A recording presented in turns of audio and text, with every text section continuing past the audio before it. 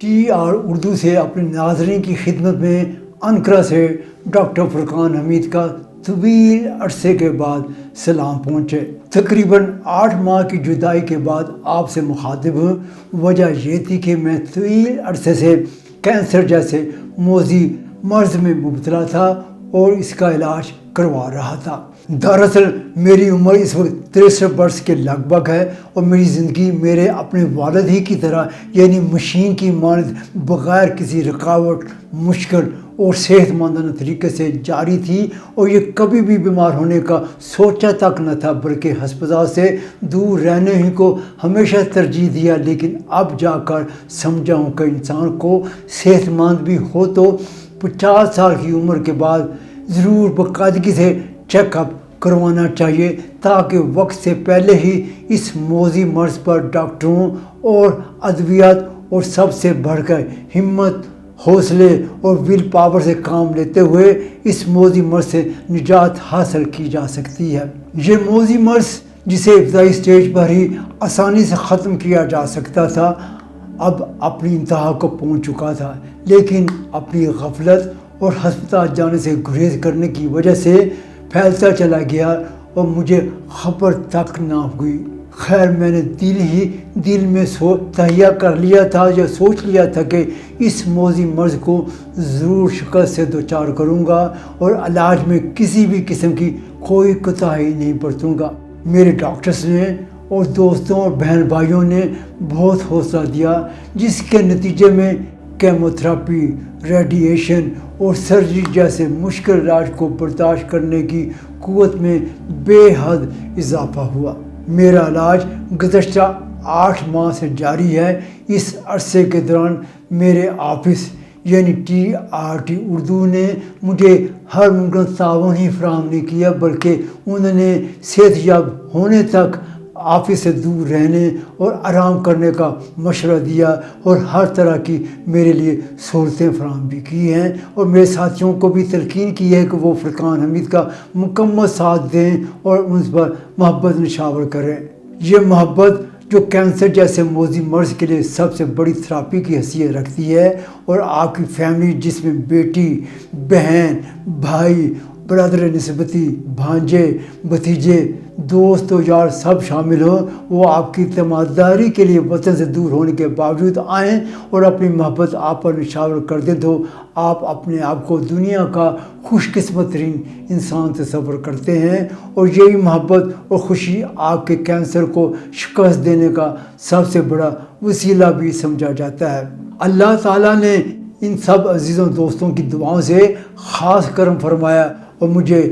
ایک بار پھر زندگی کی نعمت سے سرفراز کیا۔ 63 سال کی عمر میں تیسرے سٹیج کے کینسر میں مبتلا ہو کر صحت مند ہونا مجھ جیسے لوگوں کو اس بات کا ثبوت فراہم بھی کرتا ہے کہ کینسر چاہے جس بھی سٹیج میں ہو، اگر آپ پازیٹیو ہیں، اللہ پر مکمل بھروسہ رکھتے ہیں، اپنے آپ پر مکمل بھروسہ کرتے ہیں، تو دنیا کی کوئی طاقت آپ کو شکست سے دوچار نہیں کر سکتی۔ آپ کینسر پر مکمل طور پر قابو پا سکتے ہیں اور اس بیماری سے دور رہ سکتے ہیں۔ اب میں آتا ہوں اپنی بیماری کی تفصیلات، تجربے اور علاج کے بارے میں اس موذی مرض سے مبتلا دیگر افراد کو آگاہی فراہم کرنے کی جانب۔ میرا ویڈیو تیار کرنا مقصد اپنے بہن بھائیوں کو جو کینسر جیسے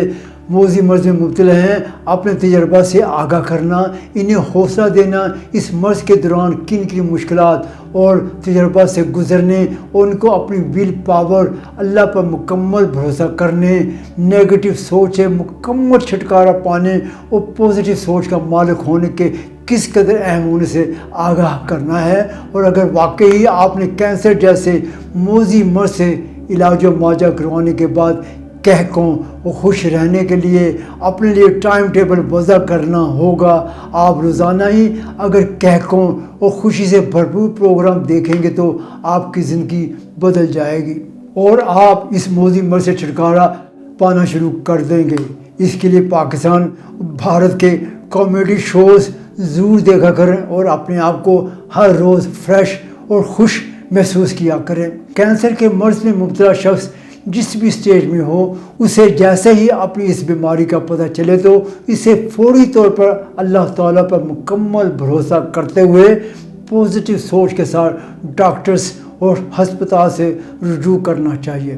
یہاں پر آپ کو بتا دوں، آپ کے عزیز و اقارب، دوست وغیرہ جن کو آپ کی بیماری کا پہلی بار پتہ چلے تو انہیں کسی بھی صورت آپ کے اس بیماری کے نیگیٹو پہلو سے دور رکھتے ہوئے محبت، خلوص اور ہمدردی کا اظہار کرنا چاہیے، نہ کہ افسوس اور آہگیری کرنی چاہیے۔ انسان کو اگرچہ موت کا خوف تو ضرور محسوس ہوتا ہے، لیکن اگر آپ نے اس دنیا میں کسی کا دل نہیں دکھایا نہ توڑا ہے تو بابا بلے شاہ کے اس شعر پر ضرور عمل درآمد کیجیے، جس میں وہ فرماتے ہیں: مسجد ڈھا دے، مندر ڈھا دے، ڈھا دے جو کچھ ڈیندا، ایک بندے دا دل نہ ڈاویں، رب دلاں وچ رہندا۔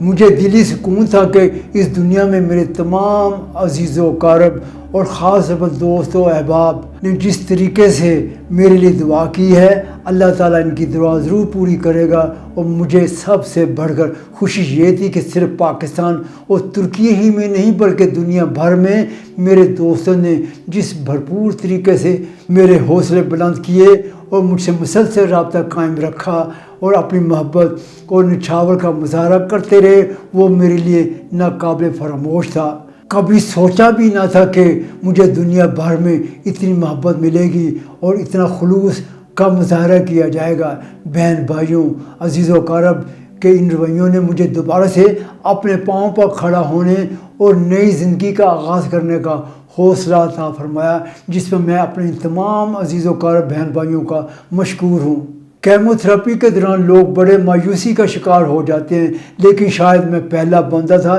جسے اس لیے خوشی محسوس ہو رہی تھی کہ کیمو تھراپی کے نتیجے میں میرے بال نہیں جھڑیں گے، کیونکہ اکثر کیمو تھراپی کروانے والوں کے بال گرتے ہوئے دکھائی دیتے ہیں۔ اس صورتحال نے مجھے میرے حوصلے بلند کیے اور میرے سر کے بال بالکل ویسے کے ویسے ہی رہے جیسے کیمو تھراپی سے پہلے تھے۔ یہاں پر آپ کو سب سے اہم بات بتاتا چلوں کہ اگر میں ترکی کے ہسپتال میں زیر علاج نہ ہوتا تو شاید میرا زندہ رہنا مشکل ہو جاتا، لیکن ترکی کے ہسپتال دنیا کے جدید ترین ہسپتال ہیں۔ خاص طور پر حالیہ کچھ عرصے کے دوران تعمیر ہونے والے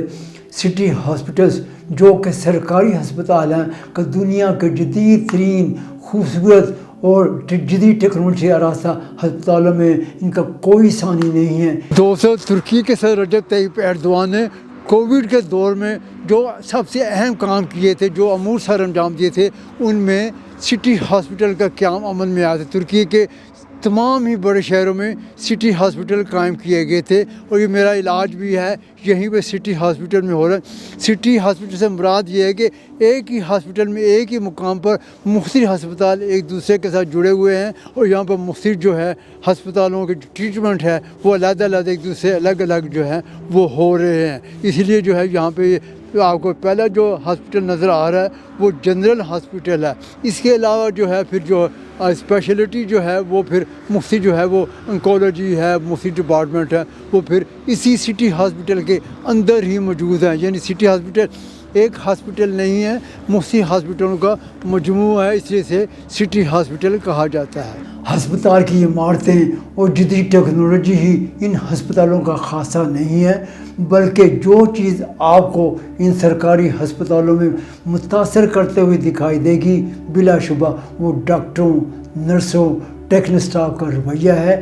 ایسا رویہ اور خوش اخلاقی صرف ڈاکٹروں، نرسوں اور ٹیکنیکل اسٹاف پر ہی ختم ہوتے ہوئے دکھائی دیتی ہے۔ مجھے یہ لگتا ہے کہ ان جدید سٹی ہسپتالوں کے ڈاکٹروں اور ٹیکنیکل اسٹاف سے لے کر تمام افراد کو مریضوں سے خوش اخلاقی، نرم مزاجی کا رویہ اپنانے کی خصوصی تعلیم و تربیت دی جاتی ہے، جو ہمارے ہاں بالکل مفتود ہے۔ جیسا کہ میں عرض کر چکا ہوں، میری زندگی ایک مشین کی مانند بالکل سموتھ طریقے سے چل رہی تھی اور گھر پر کچھ عرصے سے اکیلا ہی زندگی بسر بھی کر رہا تھا، بلکہ میری بیٹی میرے گھر ہی سے کچھ فاصلے پر قیام پذیر ہے، اسے بھی اس بارے میں یعنی گزشتہ 2 ہفتوں سے ڈائریا میں مبتلا ہونے سے آگاہ کیا تو اس نے فوری طور پر ڈاکٹروں سے رجوع کرنے اور ساتھ ہی ساتھ ڈاکٹر کے پاس جانے کی یقین دہانی حاصل کی، تو پھر اپنے TRT کی کلینک سے رجوع کرنے کا فیصلہ کیا۔ وہاں کے ڈاکٹرز نے کچھ دوا وغیرہ تجویز کی جسے میں مزید 1-2 ہفتے استعمال کرتا رہا، اور اس دوران ڈائریا یعنی اسہال جاری رہا، بلکہ پاخانے میں خون آنا بھی شروع ہو گیا، جس پر اپنے دوستوں، بیٹی اور یاروں نے اس بارے میں رجوع کیا، جنہوں نے ہسپتال جانے اور مکمل چیک اپ کروانے کو کہا، اور کلینک کے ڈاکٹروں نے بھی فوری طور پر ہسپتال جانے اور وہاں گیسٹرو انتھولوجی ڈپارٹمنٹ سے رجوع کرنے کے بارے میں آگاہ کیا۔ گیسٹرو انتھولوجی ڈپارٹمنٹ میں 10,000 قسم کے ٹیسٹ وغیرہ کروانے کے بعد انہوں نے انکولوجی ڈپارٹمنٹ بھیج دیا، جہاں پر اینڈوسکوپی، کولونوسکوپی اور پھر آخر میں پیٹ، CT اسکین، MIR وغیرہ کروایا گیا، جس کے نتیجے میں بڑی آنت یعنی کولون یا پھر انٹسٹائن میں ٹیومر یا کینسر کے خلیے موجود ہونے کی نشاندہی کی گئی۔ یہ میرے لیے ایک بہت بڑا دھچکا تھا، کیونکہ زندگی میں ہمیشہ ہی صحت مند رہا اور کبھی بھی کینسر میں مبتلا ہونے کا سوچا تک نہ تھا۔ تاہم میں نے اکیلا ہونے کے باوجود حوصلہ نہ ہارا، بلکہ مجھے اپنے رب اور اپنے آپ پر مکمل بھروسہ تھا۔ اس دوران میری سب سے بڑی مشکل مجھے اپنی بیماری کے بارے میں اپنے بہن بھائیوں کو آگاہی فراہم کرنا تھا، جس کی مجھ میں ہمت نہ تھی، لیکن میں نے اپنے بھانجوں کی مدد سے اس مسئلے کو حل کیا، اور پھر بھانجوں کی آمد کا انکر آنے کا باری باری ذمہ داری کا سلسلہ شروع ہو گیا، جو جاری رہا۔ جب کیمو تھراپی کے 8 راؤنڈ اور ریڈیشن کے 25 راؤنڈ مکمل ہوئے تو ڈاکٹروں نے سرجری کرنے کا فیصلہ کیا، جس پر میری سسٹرز اور برادر نسبتی نے انکرا میرے پاس آنے کا فیصلہ کیا اور آپریشن سے پہلے ہی پہنچ کر میری ہر طرح کی خدمت کی۔ میں سوچ بھی نہیں سکتا تھا کہ برادر نسبتی اتنی خدمت کر سکتا ہے۔ بہن تو خیر کر سکتی ہے، لیکن پاکستان میں برادر نسبتی سے اس طرح کی توقع کرنا، خدمت حاصل کرنا ممکن ہی نہیں ہے، جس پر مجھے بڑی خوشی محسوس ہوئی اور اپنے آپ کو خوش قسمت تصور کرنا شروع کر دیا۔ انہی حوصلوں اور ہمت افزائی ہی کے نتیجے میں آج اپنے پاؤں پر کھڑا ہوں، اور اس وقت تک جو بھی ٹیسٹ کے نتائج سامنے آئے ہیں وہ سب کے سب بہترین اور حوصلہ افزا ہے۔ یہ سب کچھ میرے حوصلے ہمت دلوانے والوں کی دعاؤں کا نتیجہ ہے، اور امید ہے انشاءاللہ جلدی کینسر جیسے موذی مرض سے مکمل طور پر نجات پا لوں گا، کیونکہ ابھی مزید ٹیسٹ وغیرہ وقفے سے جاری ہے۔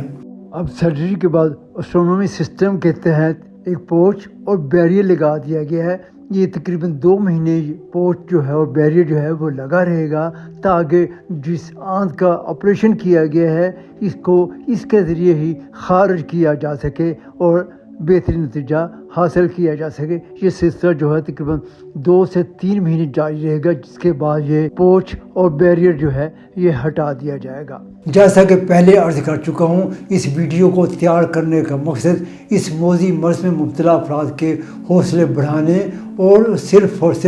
پازیٹیو سوچنے، اپنے آپ اور اللہ تعالیٰ پر مکمل ایمان لانے اور اعتقاد کرنے کے نتیجے میں کینسر سے نجات پانے کی راہ ہموار ہو سکتی ہے۔ یہ یاد رکھیں، ادویات وغیرہ